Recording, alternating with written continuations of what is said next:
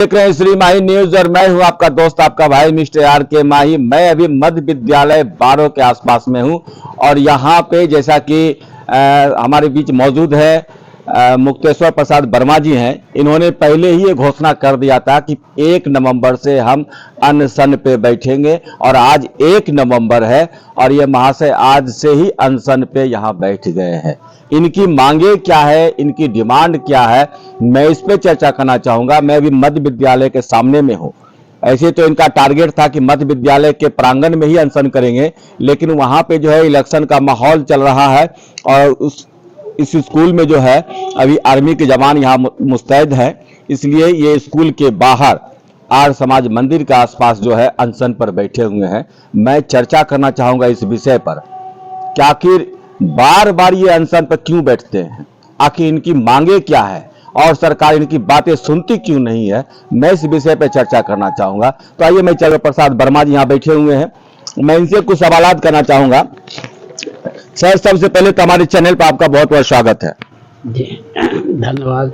कहना यह है सर कि मैं देखता हूं कि अक्सर जो है साल 2 साल 3 साल में आप एक बार जो है धरने पे बैठ जाते हैं। आखिर वजह क्या है? वजह हमारे देश के जो भविष्य हमारे बच्चे हैं उनको माध्यमिक शिक्षा के लिए इस क्षेत्र में विद्यालय ही नहीं है। दूसरे अनुमंडल, दूसरे प्रखंड, दूसरे नगर परिषद में पोस्टियां लगे हुए हैं, माने शरणार्थी बने हुए हैं। और जबकि सरकार का ये नियम है कि हर पंचायत में एक एक उच्च विद्यालय देंगे। तो गढ़हरा 2 पंचायत था, दोनों में एक कोई भी उच्च विद्यालय नहीं है। 15 दूनी 30,000 की आबादी पर एक भी उच्च विद्यालय नहीं है। कितना अफसोस की बात है। जिस बच्चे पर राष्ट्र निर्भर करता है, हमारा लोकतंत्र निर्भर करता है, और वो बच्चे की शिक्षा पर इस प्रकार की उदासीनता जो हमारे जैसे बुजुर्ग और बुद्धिजीवी के लिए अक्षम है, मैं इसको स्वीकार नहीं करता हूँ। इसलिए मैं आमरण अनशन पर बैठा हूँ। आपकी मांगे क्या है सर? सरकार के नियमानुसार इस विद्यालय को 150 साल का, ये विद्यालय जो है 150 साल का है, वो हो चुका है। राष्ट्र कवि रामधारी सिंह दिनकर का विद्यालय है और साधन संपन्न है।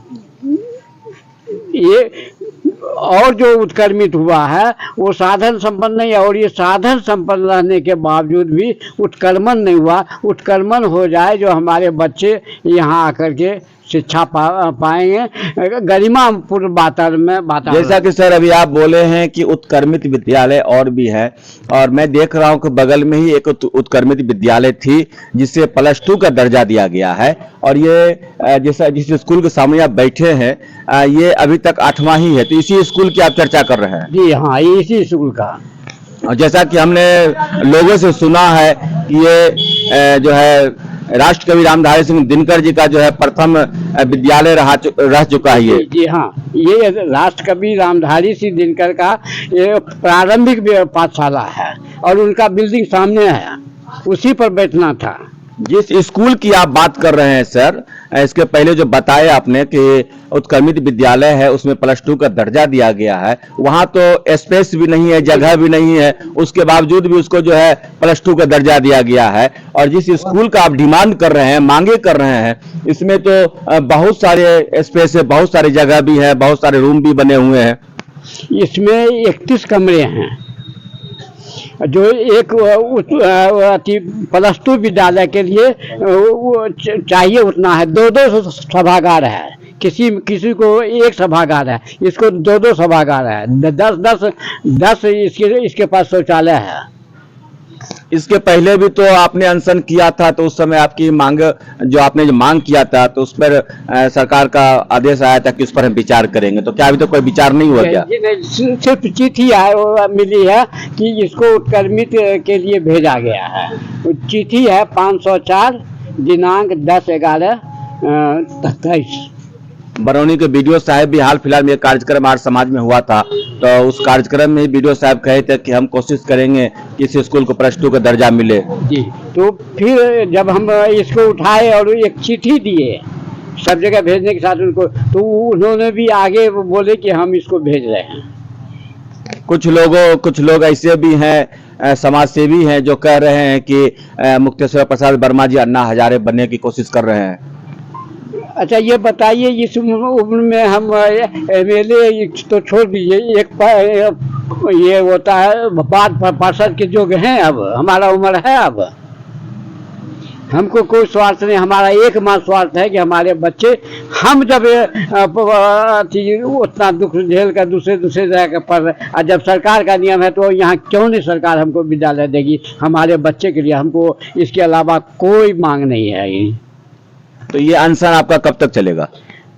या तो विद्यालय को उच्च विद्यालय का दर्जा मिले, +2 का दर्जा मिले, या फिर मेरा जो है यहाँ से शरीर त्याग हो, यही इनका डिमांड है। और भी बहुत सारे लोग हैं, मैं इनसे भी कुछ चर्चा करना चाहूंगा कि आखिर आज जो मुक्तेश्वर प्रसाद वर्मा जी यहाँ जो अनशन पर बैठे हैं, मैं इस विषय पे और भी लोग हैं उनसे चर्चा करना चाहूंगा। सर, क्या नाम है आपका? सुरेंद्र कुमार। सुरेंद्र कुमार जी, आप रहने वाले कहाँ के हैं? हम यहीं गरहरा पंचायत 2 के ही रहने वाले हैं। तो आपके गरहरा पंचायत 2 में क्या उच्च विद्यालय नहीं है क्या? केवल गरहरा पंचायत 2 ही नहीं, गरहरा पंचायत 1 और 2 दोनों में नहीं है। 4 मध्य विद्यालय हैं, लेकिन एक भी उच्च विद्यालय +2 नहीं है। और हमारे अध्यक्ष समाज सेवा संघर्ष समिति के श्री मुक्तेश्वर प्रसाद वर्मा जी के नेतृत्व में हम लोग यहाँ बैठ गए हैं। पहले नंबर पर ये बैठ गए हैं, ये सत्याग्रह कर रहे हैं। यदि सरकार नहीं सुनेगी और किसी भी कारण से यदि इनको उठाया गया या कुछ भी हुआ, तो हमारा वरिष्ठ जो नागरिक है उसकी श्रृंखला बनी हुई है। 2 नंबर पर मैं हूँ, 3 नंबर पर सुभाष चौधरी जी हैं, इसी तरह से बना हुआ है। और एक एक करके बैठते जाएंगे और लगातार बैठेंगे जब तक कि मांग पूरी नहीं हो। मैं देख रहा हूँ कि सर कि जितने भी लोग आप लोग बैठे हैं सभी सीनियर सिटीजन है, तो क्या इस उम्र में आप लोग जो है अनशन में बैठे हैं, क्या ये सही है? हाँ, इसलिए सही है। एकदम मैं स्पष्ट करना चाहता हूँ कि यह भारत है, और यह भारत में जो वरिष्ठ नागरिक हैं इसलिए बैठ रहे हैं कि नई पीढ़ी यदि बैठती है तो वह उग्र हो सकती है। लेकिन हम लोग शांति प्रिय हैं और वरिष्ठ नागरिक हैं, शांत होकर के यहाँ बैठे हैं। केवल हमारी मांग पूरी होनी चाहिए, और यदि मेरी मांग गलत है तो कोई भी अधिकारी आकर के हमको बता दें कि यह आपकी मांग गलत है, आप गलत बैठे हैं, हम लोग छोड़ देंगे। जैसा कि अभी आपने सुना, इन्होंने कहा कि हम बुजुर्ग हैं और हम अहिंसा के पुजारी हैं। अगर युवा वर्ग यहाँ पे बैठते हैं तो वो हिंसा कर सकते हैं, उग्र हो सकते हैं। तो बहुत अच्छी बातें बोले हैं। और भी इनके साथ एक और भी व्यक्ति बैठे हुए हैं जो इन्होंने बताया कि हम 3 व्यक्ति हैं, और इनके सहयोग में सर क्या नाम है सर आपका? मेरा नाम सुभाष चंद्र चौधरी, मैं गरहरा 1 के निवासी हूँ, और मैं इस विद्यालय 12 मध्य विद्यालय को उच्च विद्यालय +2 कराने हेतु हम लोग कृत संकल्प हैं। जब तक यह स्वीकृति नहीं होगी तब तक हम लोग आमरण अनशन पर बैठे रहेंगे। चाहे प्रशासन हम लोगों को इसके विरुद्ध में जेल ले जाए, जैसे भी हो, हम इसके लिए कृत संकल्प हैं। चाहे तो विद्यालय के लिए आश्वासन हमें मिले, जो यह उच्च विद्यालय, जबकि सभी संसाधनों से परिपूर्ण यह विद्यालय है। भूमि, बच्चे और भवन, तो यहाँ 2 पंचायत में गरहरा 1 और गरहरा 2 में एक भी विद्यालय नहीं है उच्च विद्यालय। 4 मध्य विद्यालय के अनुरूप यहाँ एक भी उच्च विद्यालय नहीं है। इसीलिए हम लोग कृत संकल्प हैं कि जब तक यह नहीं होगा तब तक हम लोग सूचित, पहले से सभी जगह प्रशासनिक सूचना भी दिया जा चुका है, जैसे हो इसको। सर, कहने का मतलब है कि अभी इलेक्शन चल रहा है, अभी बहुत सारे नेता और बहुत सारे लीडरगण आ रहे हैं वोट मांगने के लिए, तो क्या लगता है कि इस इलेक्शन के माहौल में आपका अनशन जायज है? जायज इसलिए है कि हम लोग सत्याग्रह पर है, किसी तरह का कोई उग्रवाद कार्यक्रम हम नहीं करना चाहते हैं। शांति प्रिय ढंग से हम अपनी सत्य की मांग के लिए यहाँ बैठे हुए हैं। जब तक यह नहीं होगा तब तक हम लोग यहाँ बैठे रहेंगे और किसी तरह का कोई अप्रिय घटना से हम लोग इसका समर्थन में नहीं है। हम लोग शांति से यहाँ सीनियर सिटीजन सभी लोग यहाँ बैठ करके अपना मंतव्य दे रहे हैं। आप देख सकते हैं कि बरसों से इस विद्यालय की मांग उठ रही है कि इसे +2 का दर्जा दिया जाए, क्योंकि ये स्कूल है जो कि अभी भी ये मध्य विद्यालय ही कहलाता है और सभी संसाधनों से परिपूर्ण है। पूरी व्यवस्था इस स्कूल में है और जैसा कि मुक्तेश्वर प्रसाद वर्मा जी बताए हैं कि लगभग 32 कमरे हैं इस स्कूल में।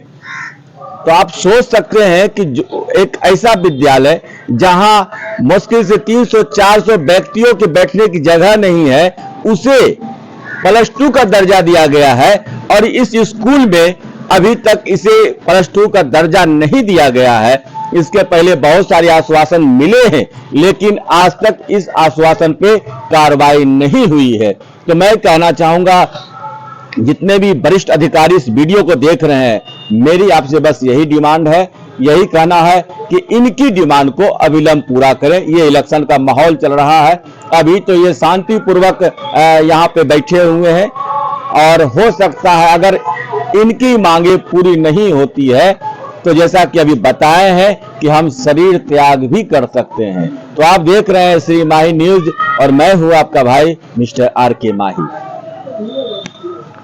ठीक है सर।